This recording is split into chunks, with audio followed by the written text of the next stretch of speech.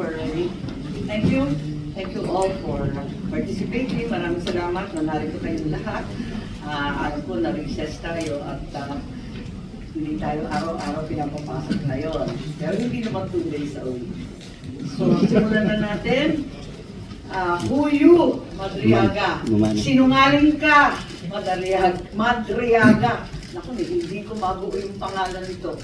At ang lahat ng gustong marinig at pakinabangan ng mga kasinungalingan mo ay may naghihintay na kwarto sa impyerno. Ako, bilang senador at kapatid ni Bonget, 10 ng mga tunay na nakakaalam ng pangyayari ay may moral na pananagutan na pabulaan at itama ang nakakasukang kasinungalingan ni Madriaga. Inuulit ko, sinungaling ka, Madriaga, at hindi ako papayag na gamitin mo at ng mga kasamahan mo ang oras, ang espasyo, ang dignidad ng kahit na anong opisina o sangay ng gobyerno. Isasalaysay ko ang mga pangyayari noong 2021, ang tunay na pagbuo ng UNITEAM. Maraming nagtatanong, maraming naghahaka-haka, higit sa lahat, may nagsisinungaling dyan sa Kongreso. So unang-una, no such thing as yung mga term, ano ba yan? Paghahati ng term, ano ba yun? Sinabi na meron daw alyansa and magte-term sharing. Nako, talaga naman kasinungalingan yan.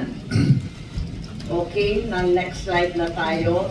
Ang unang pagtitipon at pag-uusap tungkol sa Vice Presidency, noong May 29, 2 days before the birthday of our VP then. Nag-lunch date kami sa Primus Bistro sa Davao. Naalala ko pa kasi bago eh.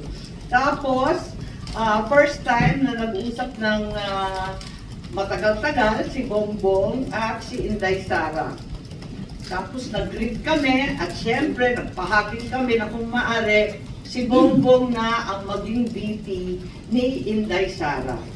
Kasi alam naman natin na mamayagpag sa lahat ng survey si VP noon, Mayor Inday siya, bilang presidential bet. Ika nga, walkover sana. Kasi nakaupo pa yung tatay niya at napaka-popular niya mismo. Ngunit noong August 5, maaalala ninyo, sinabi ng PDP Laban, ine-endorso si Bongo and Rodrigo Duterte as VP.